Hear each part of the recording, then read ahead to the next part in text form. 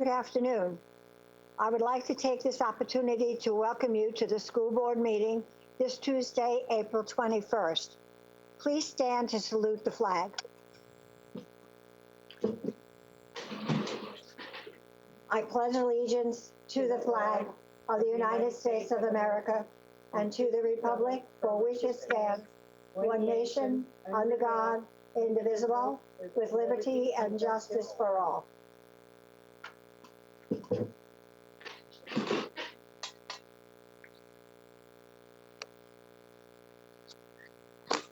Mrs. Corcoran, would you like to begin?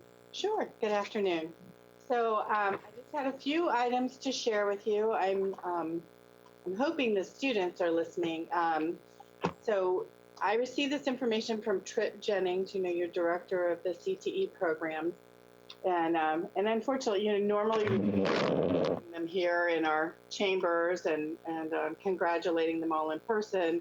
So I'm hoping they're watching on the YouTube channel or the Ed channel. Told him to do so, but I just want to let you know that these group of individuals are being recognized as the CTE Students of the Year.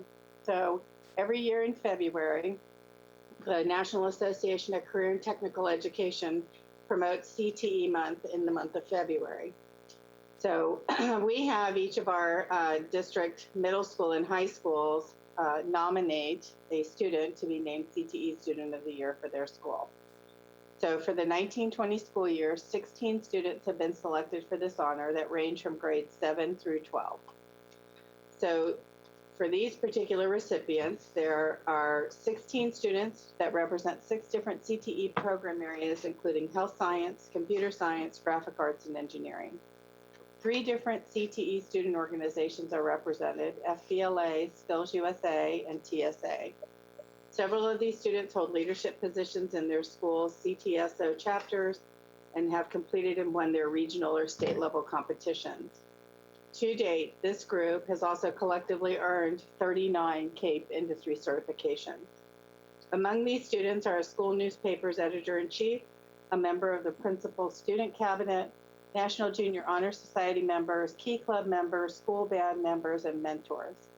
Some of their future plans include structural, biomedical, and mechanical engineering, computer science, graphic design, and we have one who would like to return after college to be a CTE teacher. Yes. So I just want to name them all and let you know who they are. There's a Star, and I'm probably not going to do these names very well, so please accept my apologies. Star Menard from Booker High School, grade 12, in digital design. Arif Mahi at Booker Middle School, grade 8, engineering. Ethan Quartermain at, Brookside Middle School, I apologize, 8th grade also, engineering. Oscar Bernabe, Heron Creek Middle School, grade 7, engineering. Samuel Howard, Laurel Nokomis, grade 8, engineering. Alan Bush, McIntosh Middle School, grade 7, engineering. Garrett Plummer, Northport High School, grade 11, digital design. Alex Gage, Pineview School, grade 12, engineering. Zachary Krakowa, Riverview High School, grade 12, digital media technology. I apologize, Zachary. Christian Canoes, Sarasota High School, grade 12, engineering. Valentina Mercado, Sarasota Middle School, grade 8, technology and coding. Candace Moore, Suncoast Polytech High School, grade 12, animation, gaming, and simulation. Kyle Eller, STC, grade 11, EMT firefighter. Jack Wardlow, Venice High School, grade 10, Java programming and engineering. Zachary Wabley, Venice Middle School, grade 8, and Peyton Westmoreland, Woodland Middle School, grade 8, engineering. So lots of great engineers in our future, new firefighter EMT. So I just wanted to congratulate all those students for their hard work. They weren't able to do that for us in person. I also wanted to pass along, Sarah Dan wanted me to pass along to our families. If you've had an economic change in your situation because of the COVID-19, we really want to encourage you to complete our free and reduced lunch application. Not only do these applications provide you with that benefit, but they also help families save money on their cable bills, summer camp fees, even SAT, ACT fees if we get to take those in June, and many other services. So if you have had a change in your status in for any reason, then please make sure you contact Food and Nutrition and get an application completed so that you can receive some additional services. And then the last thing I actually had is with regard to student contact. So I know there's been a lot of discussion about how is distance learning working? Are we reaching our kids? Are we not reaching our kids? So at the last board meeting, I had shared that we had, a 90% rate with that. And through April 19th, we have had 93.8%, or 34,447 unique student logins into their My account. So 34,447 students, or 93.8%. And again, there are students who may not be getting their learning online. They may be doing it through paper packets. So the actual number of students that are learning in some way, shape, or form is greater than this percentage. But that's what we have in terms of digital footprints as far as unique logins. On April 10th, I think it was, we had asked for a list of students that had yet to be contacted. They had not logged in, their teachers had not heard from them, or whatever it was. So we had a number of about 61 children for which we had no contact. That number went steadily down rapidly as they continued to try to find those kids. And then what we did was we asked our SROs to go do like a wellness check to see if they couldn't track down those kids. And so as of April 20th, we are down to a total of 10 students who have not had any contact. And of those, 3 do not live at those residences any longer, and 1 is an adult student. So in actuality, we're really only down to 6 students, and 4 of them live in one home, their siblings. So Tim and his team are still continuing to follow up on those families, but I think that overall the district should be commended in making sure that they're, in their outreach to make sure that they've contacted our kids and have had some communication with them in some way, shape, or form. So, That's amazing. That is absolutely amazing. so we're really happy about that. And, now that we'll be continuing to do that, we just have to make sure that we continue, with the good contact points. Any comments? Shirley? Oh, Mrs. Brown. Yes. I know I had some other conversations with Mitzi on this, but graduation is a concern of a lot of students, and I know they've been polled to say, is this or that, but a lot of them are especially our seniors are frustrated, as are their parents. Can we do a graduation? Because there's been other graduations. Was that Naval Academy or whatever it was that our vice president attended. But then we also see where Liberty University opened up, where they had, one student or employee that had the coronavirus, and within a week there were 7, and within 2 weeks there was 78. So we do know that if you open up too soon, you open yourselves up. But we didn't hear until 4:30 on Saturday that the governor said no school to the rest of the year. And a lot of that, is day by day. But in addition to the frustration on the graduations, there's the issue that you talked about. Some students have personal things in their lockers or in their desks, and they have things that belong to the school that need to come back, and teachers have things in the classroom. Perhaps, I don't think we have anything in the next week or two that we're going to be able to give an answer to, but maybe we'll be looking at ways of addressing those issues. Or could you speak to that, Mitzi? Ms. Corcoran? Sure. So at Cabinet, that was our primary topic of conversation was graduations. It is on everyone's mind. It's very emotional for many of our families and our students. We've worked for some of them, they've been in our schools for 13 years, and now it's time to graduate and kind of celebrate all of the great things that you've been able to accomplish. And now we have a pandemic and you're told to stay home and nobody can be no more than 10 people in a room together. So of course, we're going to have to follow the CDC guidelines as far as any kind of celebration. Interestingly enough, I was on a call with Tampa Bay area superintendents yesterday. So it was, let's see, Pasco County, Polk County, Hernando, Hillsborough, Manatee, myself, and Pinellas wasn't able to get on the call, but just kind of sharing what we're planning on doing. Some sent out surveys. Others said they weren't going to send out a survey so that then they couldn't couldn't be said that they didn't follow what the survey said. So they're not sending out surveys. I mean, they all kind of have different merit. But the overwhelming thought from every single district is they all want to walk. They all want to do it in person. So I think a lot of them are canceling. Although on the East Coast, it's interestingly enough, I just got an email about what Miami-Dade is doing, which is a virtual graduation. And then they'll do a celebration later in the summer. But again, there's so many different plans. I know that Herff Jones offers one where you can literally watch them walking across the stage, sort of like we were watching Eric sitting in a classroom.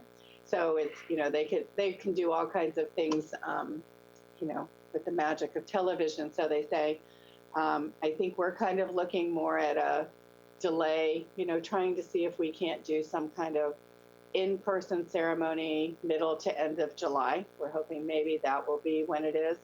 There is a concern about, those of our students who may be entering the service. They may have to leave before then.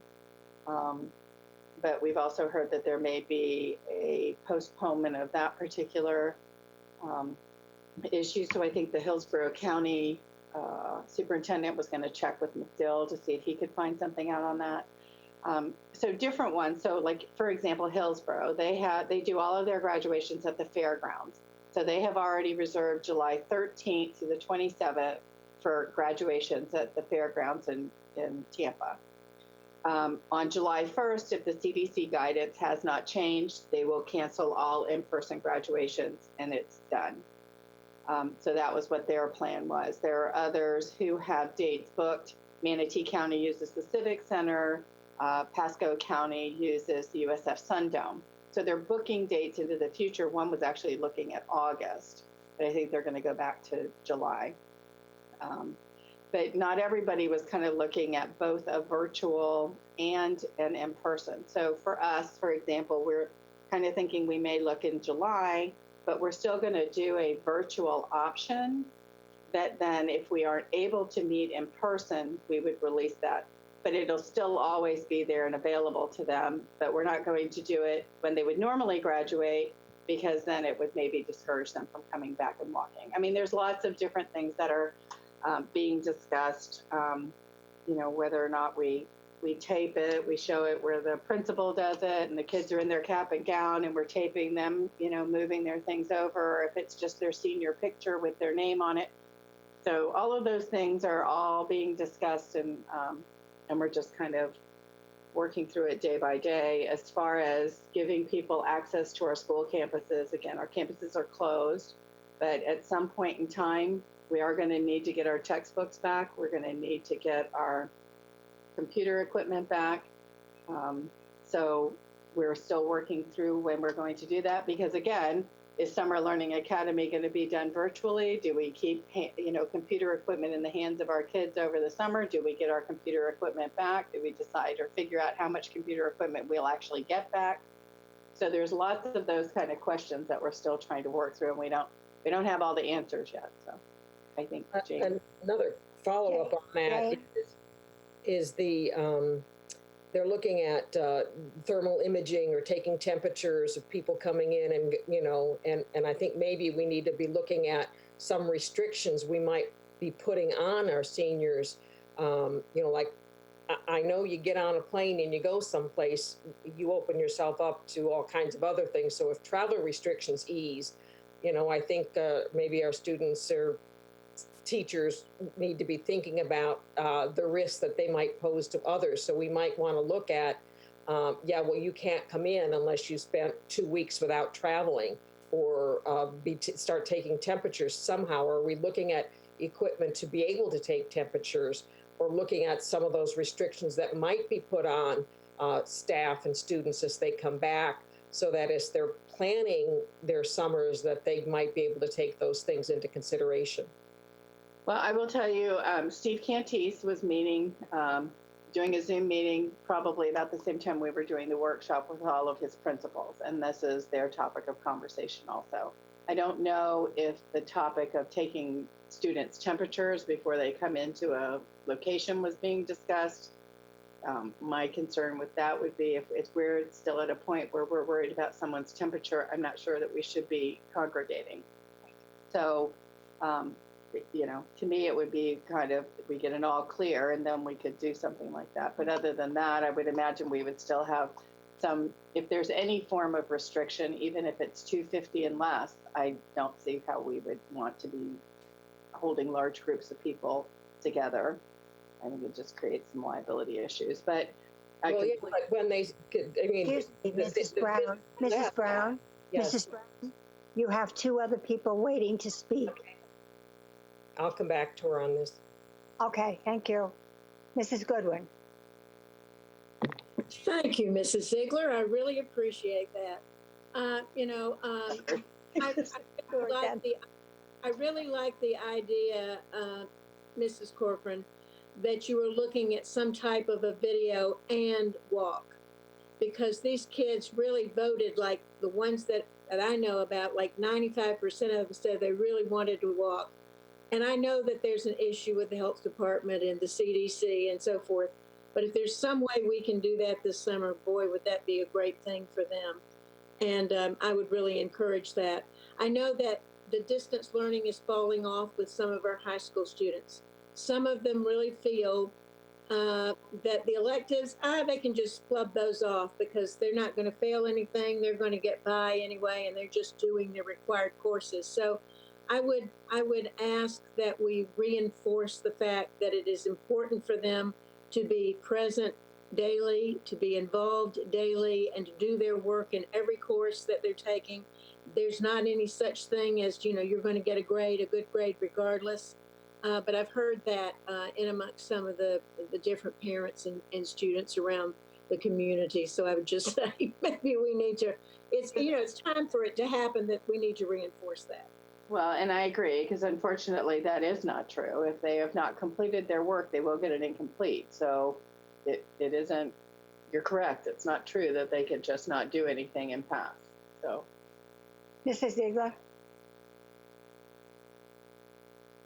Okay, sorry, thank you. Well, I appreciate you. Yeah, I know this is a major concern, and my heart breaks for the seniors and their families that they can't. This is just a massive disruption. I think that I like Mrs. Corcoran, what you'd said is if we could potentially reserve something out in July. I think August gets a little late for our for the seniors that are going on to post-secondary institutions and will be moving on, and then evaluate it come July 1st. At first I didn't want to play with their emotions even more, say, hey, give your hopes up, there's something else, and then take it away. But I think that it's worth an effort, and I think we can still navigate it. I will say I've read some really interesting things, and this may be done at the school level, but across the country, this is a situation that everyone is dealing with, and there have been some creative ways where a photographer took their senior pictures and put posters up of the students across the entryway of the high school, and the community would drive by to honor them, and I thought that was really, really cool. I think that Mrs. Corcoran had mentioned that they're offering signs for graduate. Never mind. So for some other idea. But my reason I raise this, and for anyone who's watching from the public, because I know a lot of people have raised this concern, and whether you have a child graduating this year or not, we all know how that senior year is especially the end of the year, is such a special moment, and they haven't had that. And if there are any creative ideas, and I don't know if there's a way that they can share that information, because some of them that would still adhere to the CDC guidelines and stay away from grouping it together. But like I said, I loved that idea of someone, people driving through to just one element to honor our seniors and then look to July.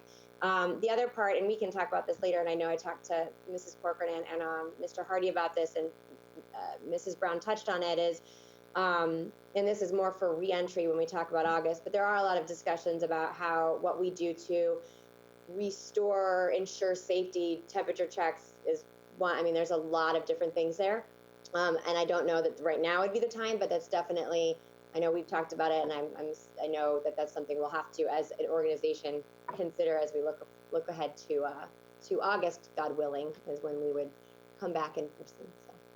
So, and that is another concern, is so by August, we're not out of this and we don't come back, but yet we've pulled all of the machines back in. We've imaged them so that they're working in our schools, no longer in the student's home. But now we don't come back to school, and then we have to go through the whole process of changing the imaging again and then getting them all out to our students. So there's a lot of those different things. And while I appreciate Mrs. Ziegler reeling back a little bit on what she was saying, we do have some surprises, which Steve is working with his principals on, that we want to do for our students. We're also encouraging our high schools to try to arrange for something for homecoming.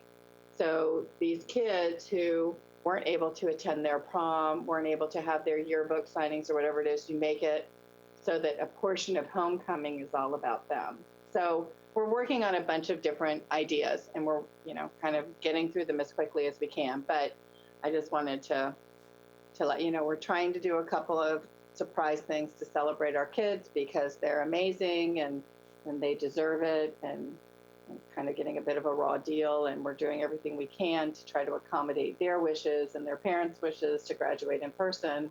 I mean, everybody thinks of the day when you walk across the stage and you push your tassel over, and so we want them to be able to have that same memory. So we're going to try, but we just don't know for sure. Thank you. Here. Mr. Robinson.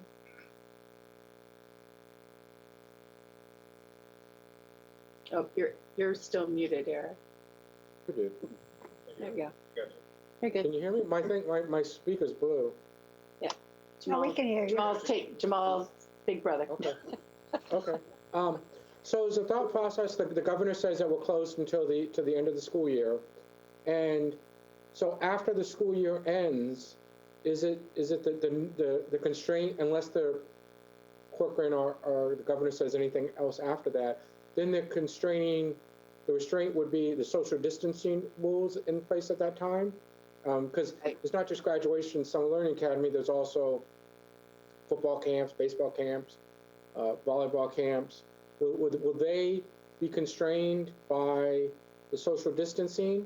Or do we expect the governor to say, after the school year ends, you can now open the schools back up again? Because it's very likely after the school ends, they may not think, oh, we need to open the schools back up again. I mean, once the school year ends, if they haven't said anything, by definition, is the schools open back up again, and then the constraint would be the social distancing and how many people you can have gathered? I don't know if it's a question for Art or from Ms. Corcoran. For me, the perspective would be whatever the health department and CDC guidance is what we would follow as far as gatherings. But I mean, Art can answer. I think that's correct. I think there's several levels, and we're speculating about all of them right now. But one, will we hear anything more from the governor? Summer school goes on just about everywhere, so I would hope we'd have some guidance about that from Tallahassee. But even if we don't, then we're still going to have our health department and the CDC guidelines. So we're just, I understand that everyone has a lot of questions, and they're good questions, but we just don't have answers yet. Think about how much things have changed in the last month, and people are asking us what's going to happen in 3 months from now. I think the answer is the honest answer is we just don't know. We're trying to plan for a variety of different topics, but Mrs. Corcoran just can't give you the answer now because no one has the answer. I understand that. I understand Thinking that. about the questions. I understand. All right, thank you.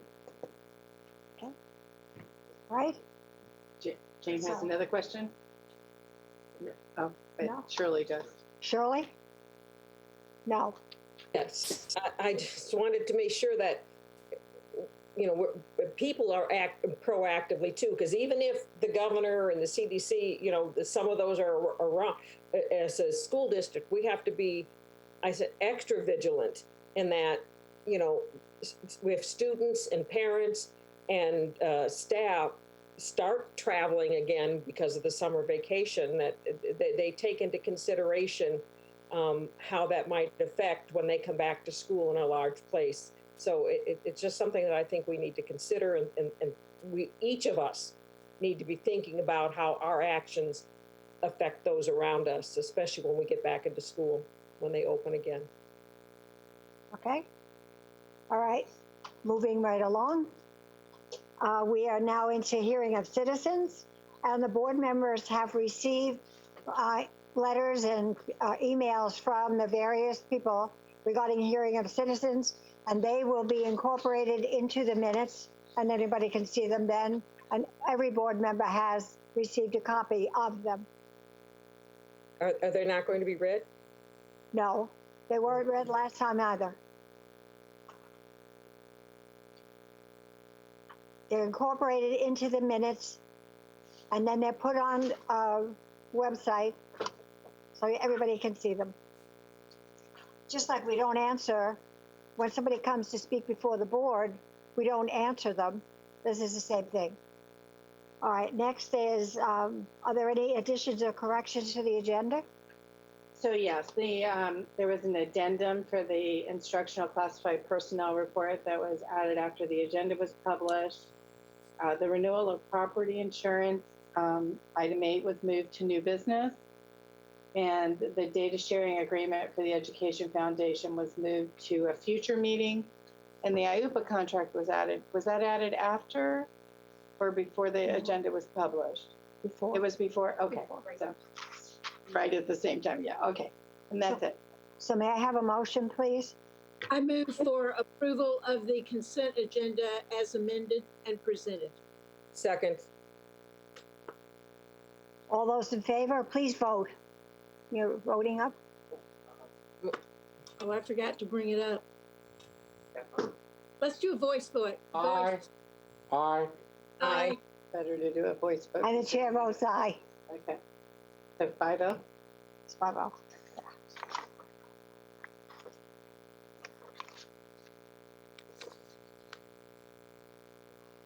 That one. Item.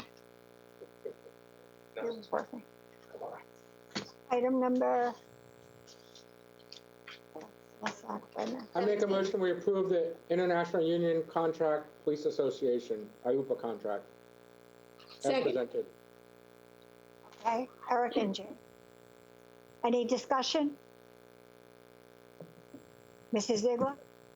Am I muted? No. I just wanted to say thank you. I know that this was pulled because of the time we had. You know, there was a 3-year time frame on it. And while, as Mr. Hardy said just a moment ago, a month ago, we couldn't have imagined what we were in, what would have taken place. And I believe that's the case with this. And so I appreciate the flexibility on the bargaining teams up there, as well as the work that Mr. Dietzen did and Mr. Sprinkle. I think that there is certainly, from a financial certainty, there's a lot of uncertainty, and so I appreciate that amendment. I'll be supporting this, but I just wanted to say thank you to those who worked through amending it, given the turbulent times that we find ourselves in. Any other discussion? Is it up, Jane?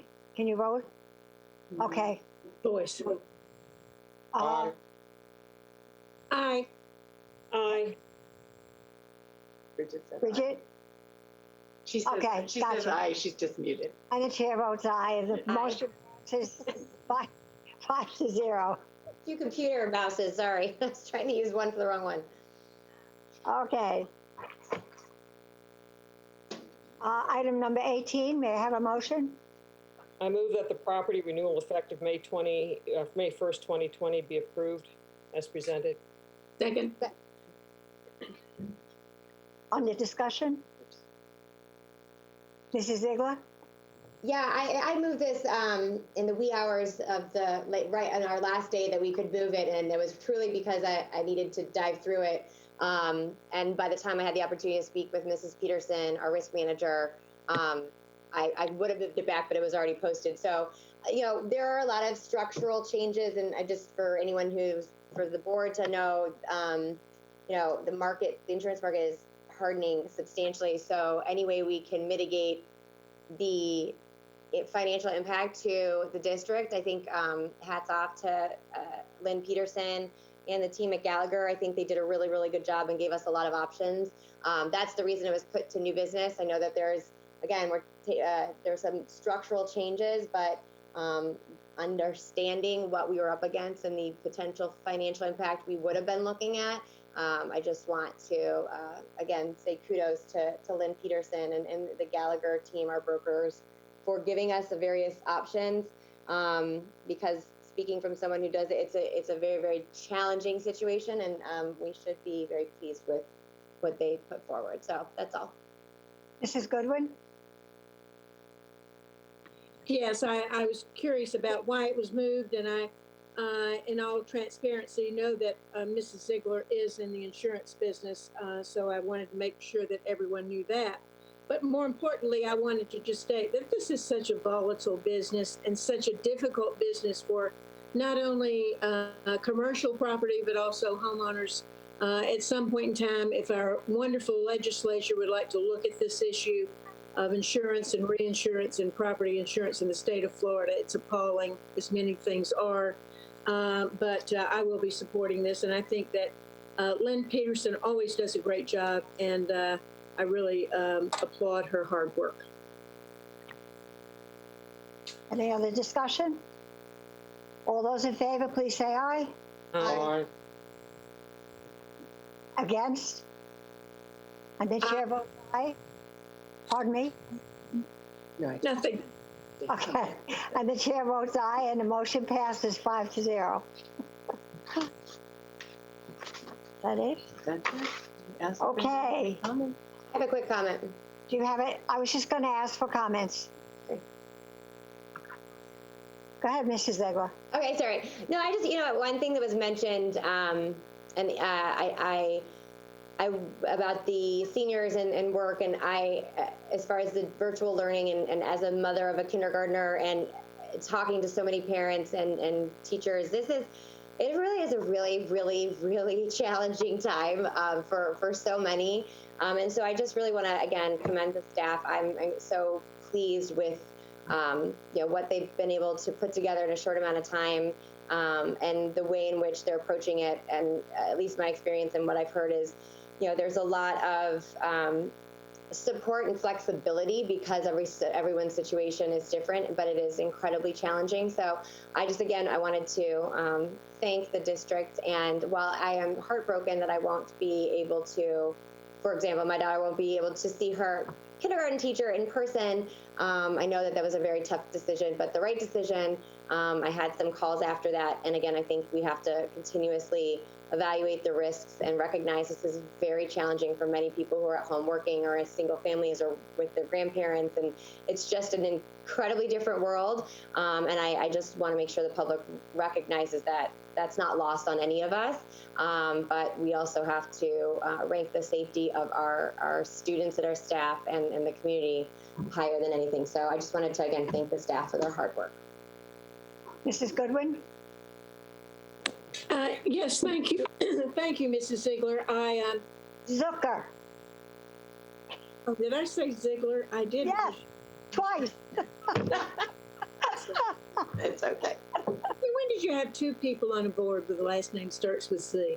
At any rate, no problem there, and no issue intended. I just wanted to say that, I really thank our teachers. I have had calls from mothers and aunts and grandparents, and I have children in high school, grandchildren in high school. I have seen and talked with a lot of parents and supporters of our students in our schools, and I have not heard one bad comment. And that's amazing. I mean, that's really amazing.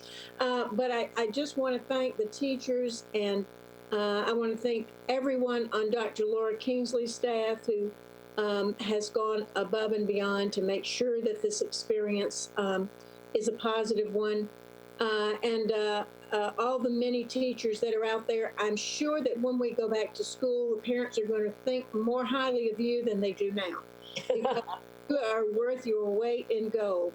And so that is one thing that I wanted to pass along. We see it, we understand it, and we thank you. We thank all the teachers so very much because it's a different life for you. A high school teacher said to me, and this is not a high school teacher who teaches IB or or AP or ACE, just a regular general population high school teacher. And she said to me, I think it's really helpful. My kids, I think I'm spending more individual one-on-one time with them now than I was before. So she was really grateful for this experience. And I think we have to find gratitude in everything we do. I think we always have to do that. One of the things I would like us to discuss is the referendum. We had originally talked about, and we may want to put this on the next workshop, Mrs. Corcoran. We talked about doing it in the fall of 2020 when it doesn't sunset until July of 2022. I am very much against doing it this fall because I think we need more time with our community, more time to get a superintendent on board and help he or she put this into place and work with us, which is a great opportunity for that person to get to know what's going on. There's no reason why we can't do this in March of 2022. And I know there's always that tap down of, it cost us so much money and so forth and so on. But we have to make a decision now because I talked with the chair of the county commission earlier this year. I talked with Ron Turner, our supervisor of elections, and we have to make a decision on this by June because Ron has to know before the primary in August and county commission has to vote on it by the end of June. And so I would think we need to really have a discussion of this next time. And I hope that people don't call the dogs out on this, if you know what I mean. But we really need to make that decision sooner rather than later.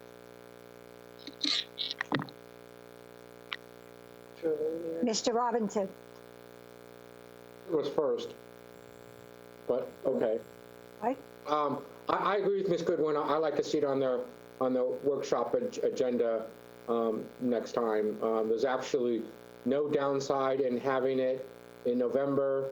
Win, lose, or draw, we'll still be able to have it in the off-election year when nobody shows up. So I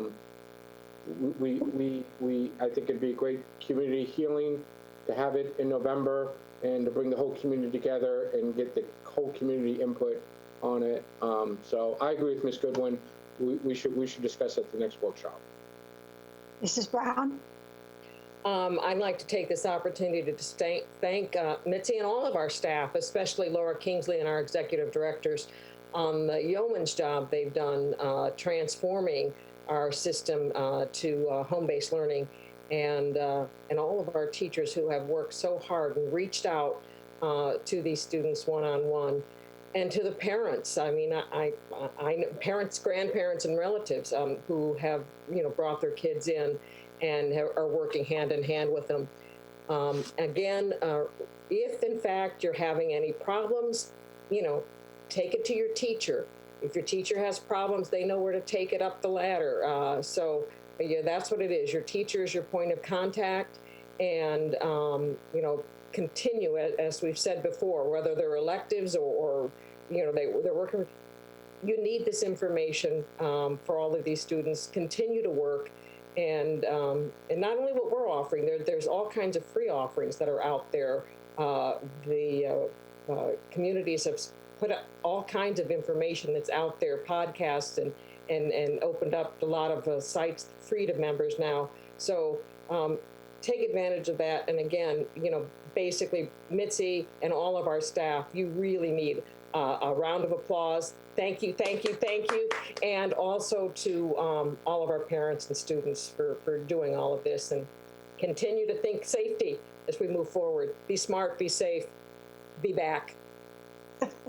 Not to be redundant, but staff has done one heck of a job in getting out everything and in constantly feeding everyone all the time. And the teachers, what I hear from teachers is, I miss my kids, I miss my students.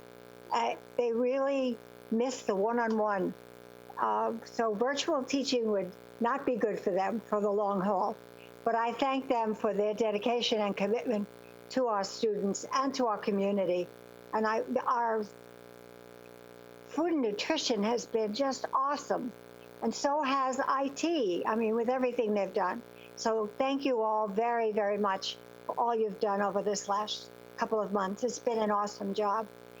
Our next board meeting is scheduled for May the 5th at 2020, and time to be determined. And we are adjourned. Thank you.